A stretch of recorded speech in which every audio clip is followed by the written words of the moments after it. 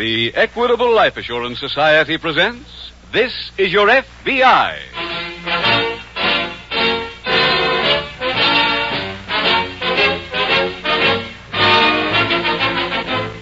This is Your F.B.I., the official broadcast from the files of the Federal Bureau of Investigation. Presented transcribed as a public service by the Equitable Life Assurance Society of the United States and the Equitable Society's representative in your community.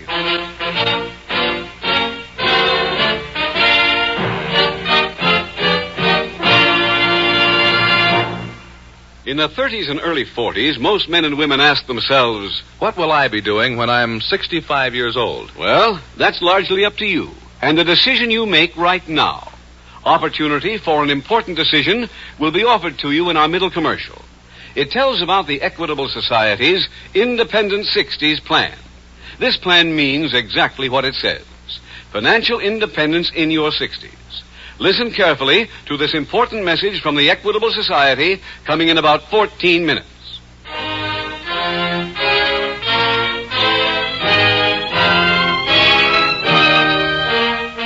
Tonight, the subject of our F.B.I. file, murder. Its title, The Tribal Shakedown.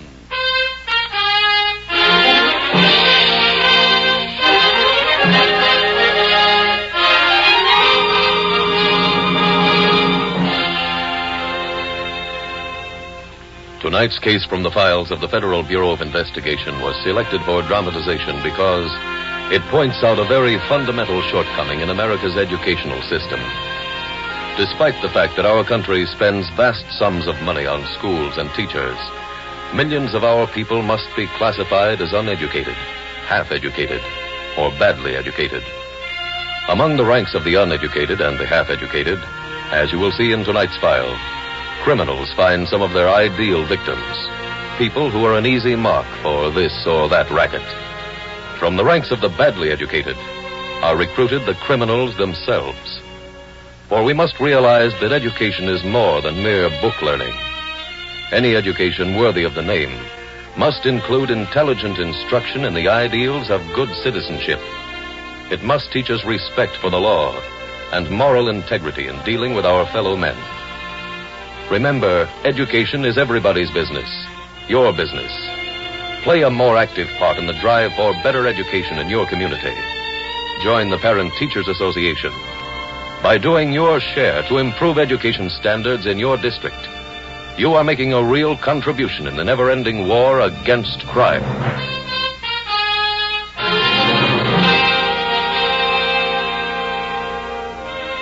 Tonight's FBI file opens on an Indian reservation in a western state. It is early morning as a young man enters the general store. He walks toward the long counter and greets the overalled, bewhiskered proprietor. Good morning. Oh, good morning, mister. I'd like to get some food. Mm-hmm. What kind? I guess I've got a little of everything on this list. Moving in around here? Only for a week or so. Well, I guess we can still have us a little chivalry to kind of make you welcome. Thanks very much.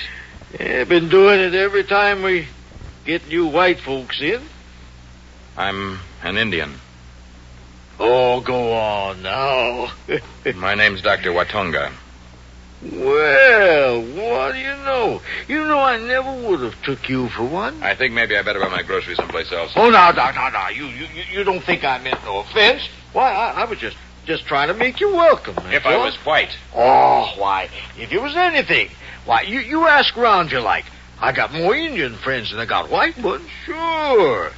Stark's my name, Floyd Stark. The Indians got me another name, though. Man with a big heart. Because I give them so much credit. I see. Now, let's have that grocery list. Here. Where you living, Doc? I took a shack up in the hills on the old Washita property. Well, it's too bad you never got to meet Washita. He was my uncle.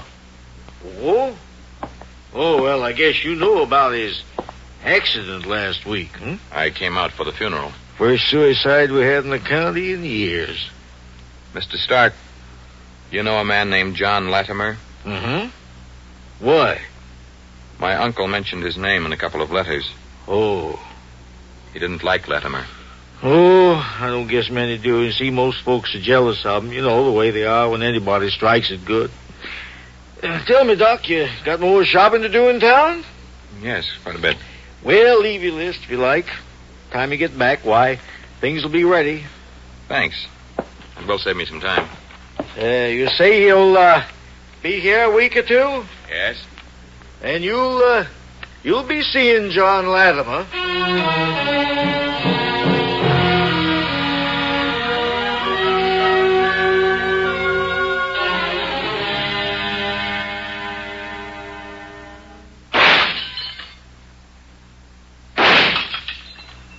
Well, nice shooting, John. Huh? Oh, hi, Floyd. You know, there's a 2-penny deposit on each of them bottles, you know. Think I can afford it? Oh, I guess maybe. Something on your mind? Yeah. Young fella come in the store this morning. Washita's nephew, he come out for the funeral. You know what he told me? Seems like the old man put your name in some letters that he sent the boy. What about it? Well, he was asking questions about you, and when he left the store, I hear tell that he was pulling around asking other folks. Floyd, all anybody can tell him is I buy crops from a lot of Indians. This boy's a doctor. Who?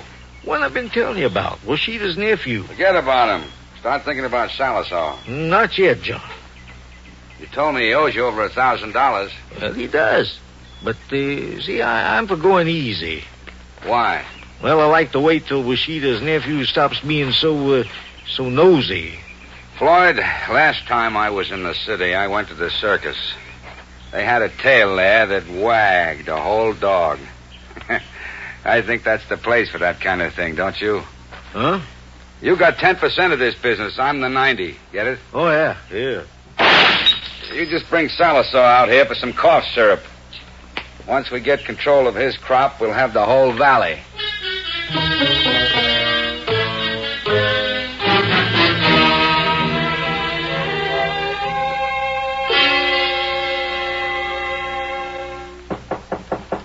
Come in.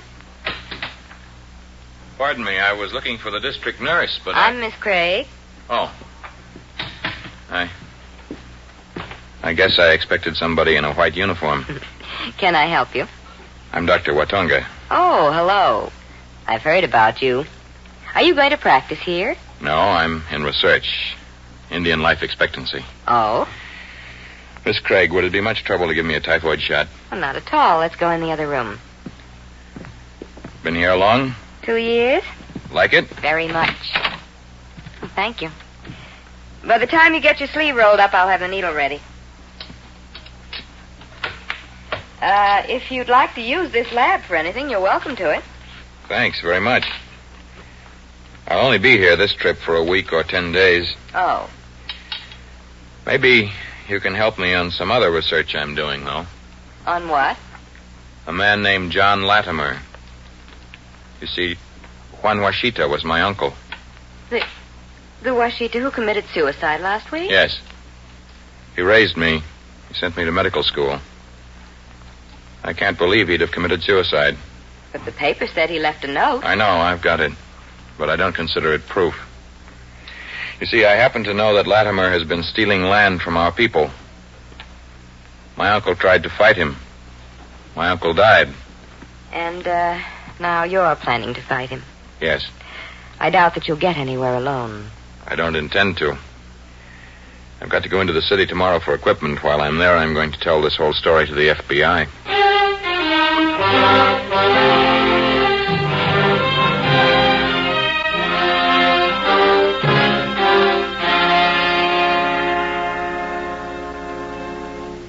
Mr. Taylor?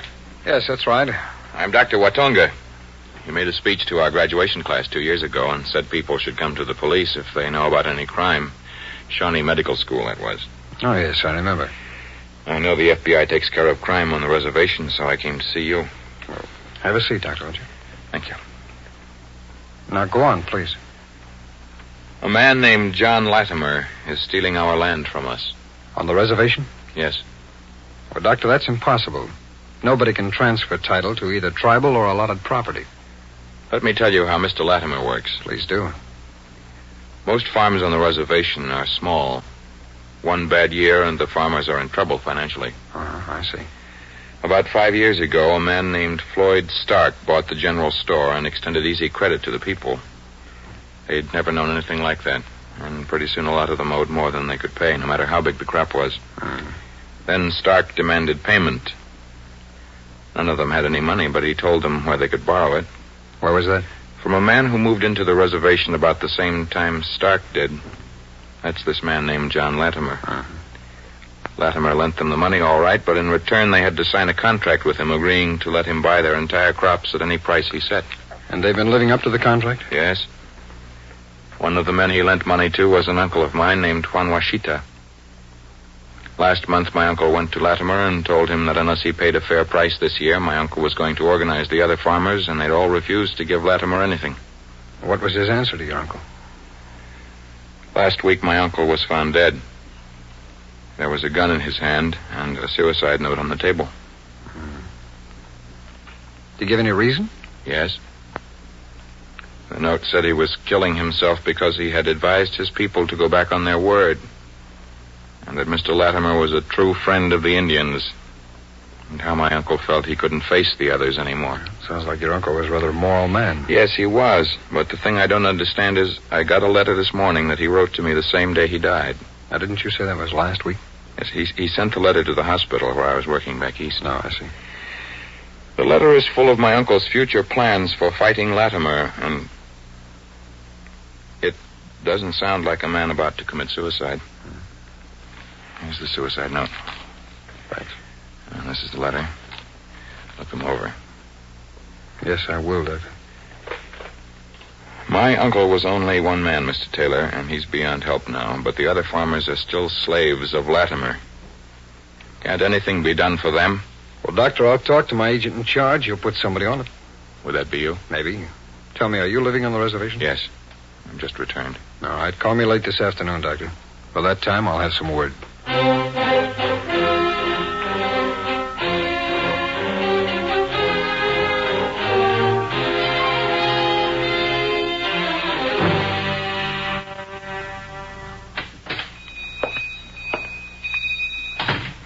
John, where you been? In town. I've been plaguing the operators to find you. What for? That nephew of Washita's come back from the city.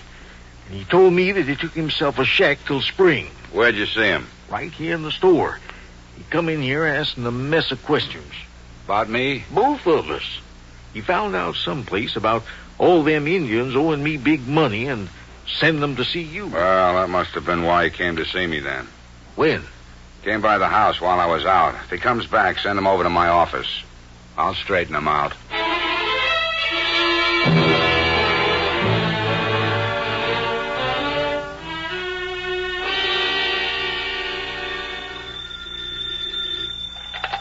Special Agent Taylor. Dr. Watonga, Mr. Taylor. Oh, yes, Doctor, I've got some news for you.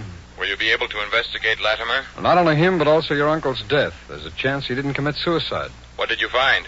Well, I sent the suicide note and that letter he wrote you to our lab. The note is a forgery. And he was murdered. Maybe. In any event, it's enough to warrant having an autopsy performed. Mr. Taylor, Latimer's behind my uncle's death. I'm sure of that. Well, he's the number one suspect off of what you've told me. This doesn't sound like the work of an amateur. He isn't. Well, Washington reported they have no criminal record for anyone with that name. Of course, if we had his prints, we could pursue Would it that. help if I got them? Oh, can you? I'll try. Mr. Taylor, I've come across something else since I got back out here. Oh, what? Latimer had to get a few of the farmers drunk before they'd sign the contracts. Can you get any of them to sign a statement? No, they won't talk about it.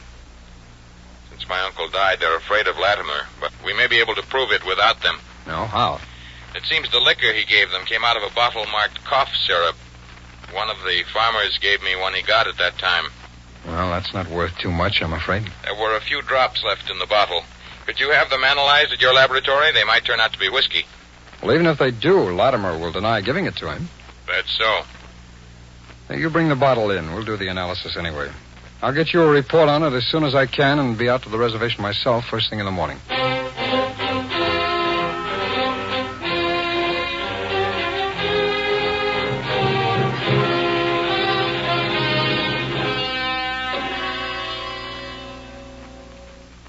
Latimer?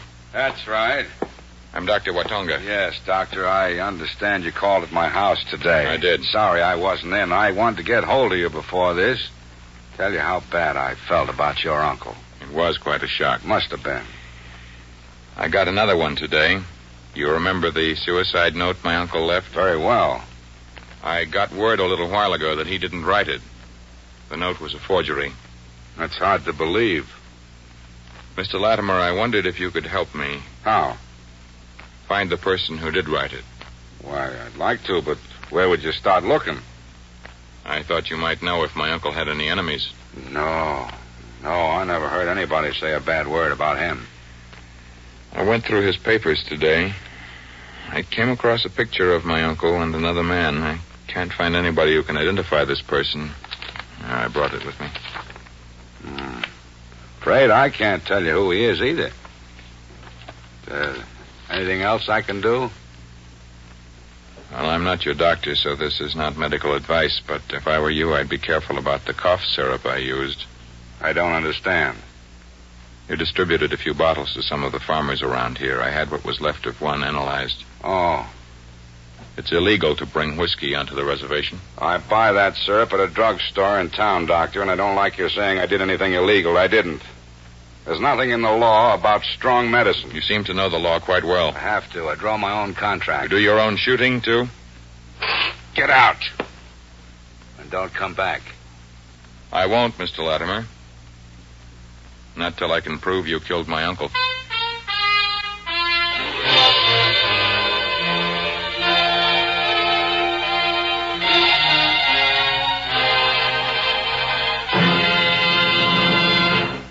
We will return in just a minute to tonight's exciting case from the official file of your F.B.I. But now, listen. Those are check writing machines at the home office of the Equitable Life Assurance Society. Every month, checks go out to members who have paid up their Equitable Independent 60s plans. And here's Mr. Harvey Morris. You finished your payments last year, didn't you, Mr. Morris? That's so, Mr. Keating. I turned over my little store to my son. Now I've got nothing to do but have a good time. In other words, Mr. Morris, you're now cashing in on the 3 freedoms that go with an independent 60s plan. First, freedom from money worries and job worries. Financial independence. Mr. Keating, I'm still a man who gives to charity. I'll never be on the receiving end. Second, with an Equitable Independent 60s plan, you're free to live anywhere you please. We're staying right in my old hometown, but we spend our summers up in the pine woods of Maine. Third, freedom to do the things you've always wanted to do. I guess I'm sort of an inventor, Mr. Keating. And now that I can give it my full time, I really am enjoying myself. If I come up with anything good, you know who can take a bow? My Equitable man. He's the one who explained the Independent 60s plan to me. Showed me how pretty nearly anybody who really wants to can afford it. That's a fact. You don't have to earn big money to begin an Equitable Independent 60s plan. Ask your Equitable representative to explain why you probably have a big head start towards Independent 60s because of your Social Security and the life insurance you already own. Often only a small amount of additional insurance is all that's required. $2 a week did it for me. Friends, why not profit by Mr. Morris's experience? Phone your Equitable Society representative without delay, or send a postcard care of this station to the Equitable Society. That's EQUITABLE. The Equitable Life Assurance Society of the United States.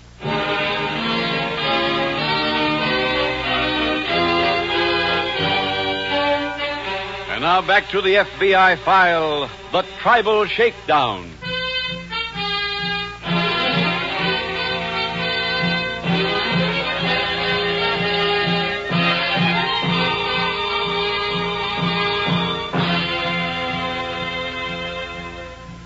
From reading detective stories in which the mystery is solved by a brilliant amateur sleuth, many an otherwise sensible citizen gets the notion that he might have the makings of a star detective. This is a dangerous delusion, as tonight's case from the official FBI files definitely proves. Crime detection is a job for the experts, for experienced professionals backed by modern criminological laboratories. If you ever have reason to suspect that a crime has been committed, or is about to be committed, don't take chances.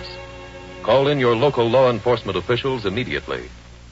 If this series of broadcasts were to accomplish nothing more than emphasize to all listeners not to run unnecessary risks in dealing with criminals. Your FBI would feel it has made a most important contribution toward decreasing crime in this country.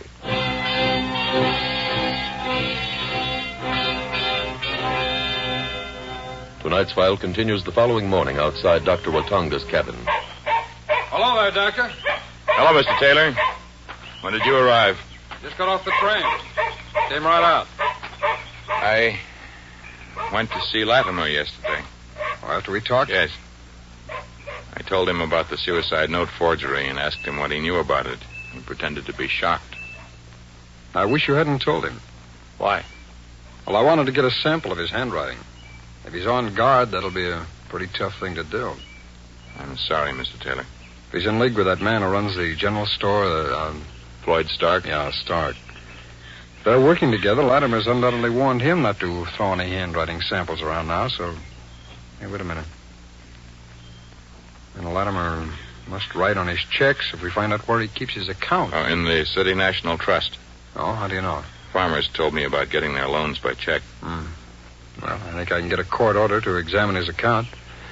Oh, do you get his fingerprints? They should be on the picture in this envelope. I wiped it clean before taking it to his office.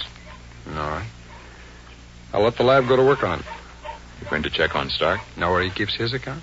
I saw him coming out of the bank here yesterday. All right, I'll try to get an okay to check his records, too. When do you think you'll be back? Sometime tonight.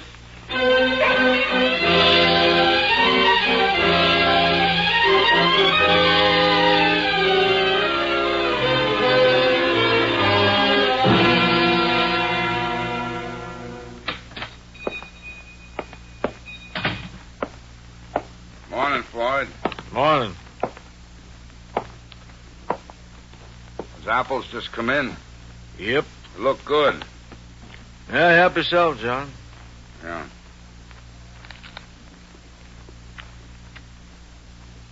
I want you to call the doctor tonight.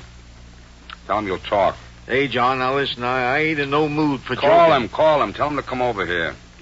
You'll give him all the information he wants about me. But, Tell him the place is locked. But the key's under the mat. As he's letting himself in, blast him. You want me to kill him? He can't prove anything if he's dead, can he? No. He'll still have the key in his hand. Your story is the place was locked. He got a key someplace and was breaking in. I want to hear from you tonight. And I want to hear the job's been done.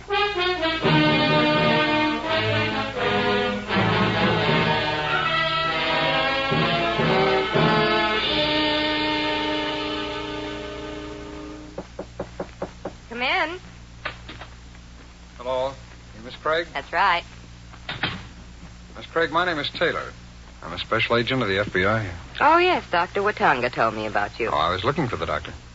Didn't you see him in the street? No, I didn't. Well, he just left. Well, it's rather important I find him. I've got some news you'll want to hear. I wish I could help you, but you see, we were sitting here when he got a call. He left as soon as he finished talking. You got a call at this hour? Yes. Do you know who from? No, but he was excited about it. Miss Craig, may I use your phone? Surely. Thanks. Let's hope the operator knows where that call came from.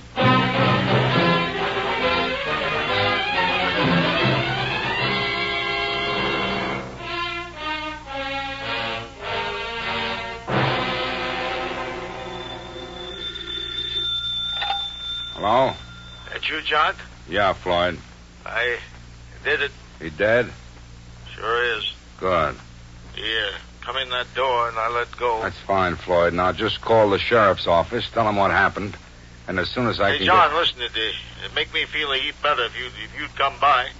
come by the store. Yeah, I'd like you to be a witness. You don't need any witnesses. Now, John, listen, I'm kind of shaky, and it'd be better for you to say that you was passing when it happened. All right, I'll be right there.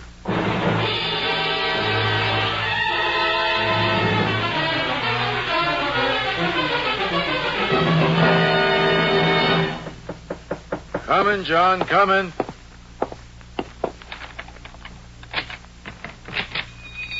Come on in. Don't lock it. Oh? He unlocked it before you shot him, Floyd. Leave it that way. Let's go see the body. This way. Why'd you drag him back here? He didn't. Huh? You did mean my body, didn't you, Mr. Latimer? What is this? Johnny, it ain't my fault. He's telling the truth.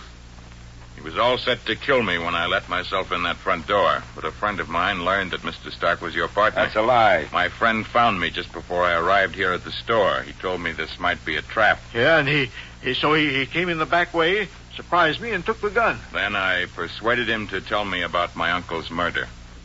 And then you had him call me and brought me into the trap. That's right. Well, this gun says it won't work. Doctor, I'd like you to do some writing. Such as? Put down that you killed yourself after shooting Stark, and that you shot him because he admitted murdering your uncle. Sorry, Mr. Latimer. Start writing. Hold it, Latimer. Right. Okay, Carl, I've got his gun. Who are you? That friend I told you about. I'm also a special agent of the F.B.I., Latimer. You and Stark here are both under arrest.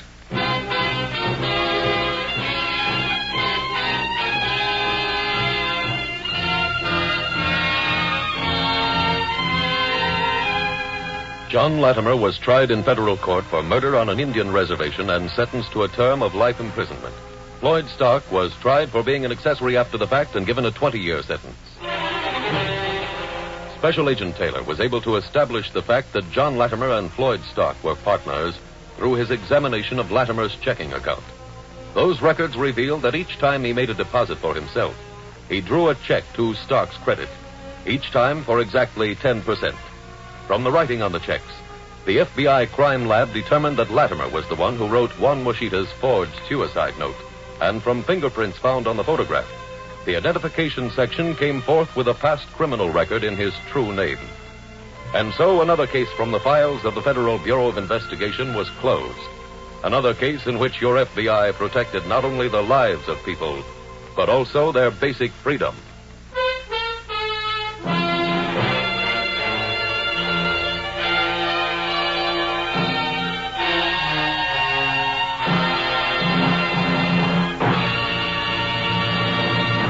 Now, two final questions on the cost of the Equitable Society's Independent 60s plan. Mr. Keating, I'm just 29 years old. Should I figure on starting one of these plans when I get to be about 40? No. Start right away and your yearly cost will be much lower. Well, suppose my salary goes up as I grow older. Can I increase the amount of my Independent 60s plan? That's possible any time. After all, the amount of your Independent 60s plan is strictly up to you at all times. It depends on your present income and future needs. Your Equitable man will be glad to work it out with you. Or send a postcard care of this station to the Equitable Life Assurance Society.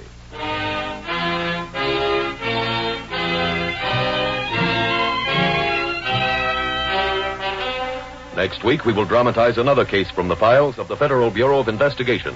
Its subject, hijacking. Its title, The Roaring Twenties. The incidents used in tonight's Equitable Life Assurance Society's broadcast are adapted from the files of the Federal Bureau of Investigation. However, all names used are fictitious, and any similarity thereof to the names of places or persons, living or dead, is accidental.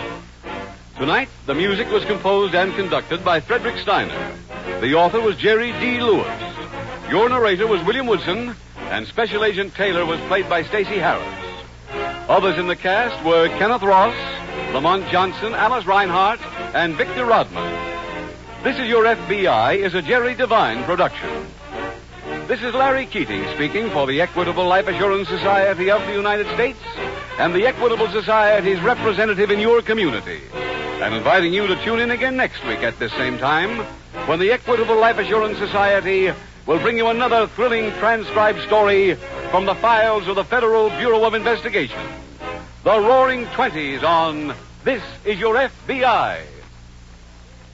Stay tuned for A Life in Your Hands, starring Lee Bowman, when it comes your way next over most of these same stations. America is sold on ABC, the American Broadcasting Company.